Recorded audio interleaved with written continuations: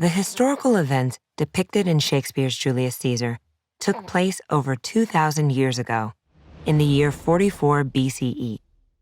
But to understand the context of the play, we need to go much further back in time, to around the year 500 BCE.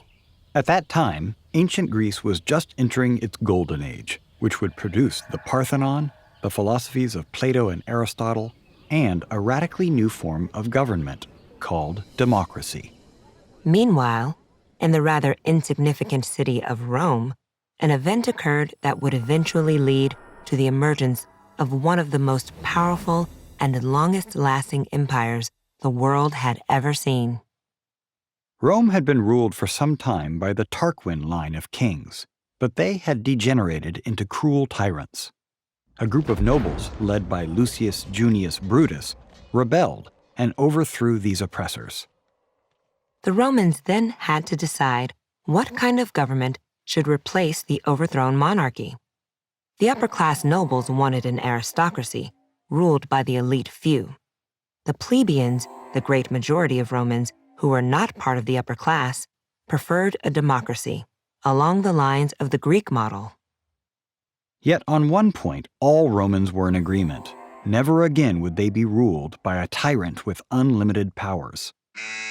The outrages committed by the Tarquins had created a hatred of kings that lingered in the Roman mindset for centuries. In the end, the nobles and plebeians compromised on a hybrid form of government. The bulk of the power would reside in the Senate, which was comprised of several hundred noblemen, the most prominent of whom would be selected to fill important government positions. To ensure that no senator could become too powerful, strict constitutional safeguards were put into place. For example, elected terms only lasted for a single year, as did appointments to military commands.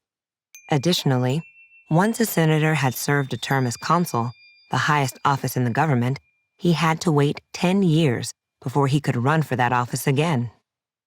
The power of the Senate was held in check by the plebeians. Any law passed by the Senate had to be ratified by an assembly of the plebeians before it went into effect.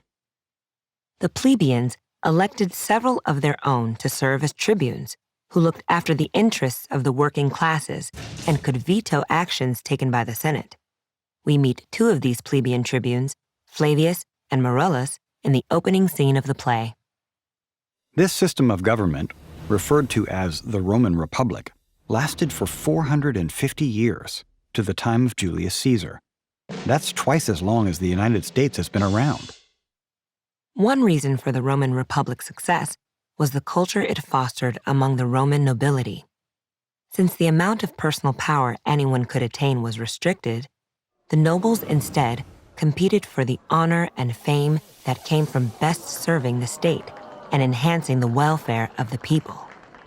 These cultural values, combined with the fact that public officials had to stand for re-election every year, turned the Roman government into an efficient meritocracy, where doing a good job would get you re-elected. As Rome flourished over the next several centuries, its leaders understood that success stemmed from these two fundamental republican principles. First, no individual could attain a position of unchallenged power. And second, the greatest honor for a noble Roman was attained through serving the state. During its first 3 centuries of existence, the Roman Republic expanded to encompass most of the Italian peninsula. This brought it into conflict with Carthage, a regional trading power on the coast of Africa in what is now Tunisia. For more than a century, Rome and Carthage fought a series of intense wars. At one point, it looked as if Rome was going to be defeated by the brilliant general Hannibal, who famously led his army, including a number of elephants, around the Mediterranean and over the Alps into Italy. But eventually, the Romans prevailed. The city of Carthage was completely leveled, and almost all of its population, of 500,000 people, were killed in the process. With the defeat of Carthage, Rome's rule in the Mediterranean world was now unchallenged. Rome expanded into a vast empire as various lands were brought under its control. About 50 years before Julius Caesar, Problems emerged in the fundamental character of the Republic. Perhaps, as one ancient historian has suggested, Rome became a victim of her own success. In the past, Rome's leaders had always worked together to secure Rome in the face of foreign threats. But now the senators began to compete with each other for power. Personal ambition began to take precedence over the welfare of the state, and the sense of personal honor, as well as respect for laws and institutions, declined.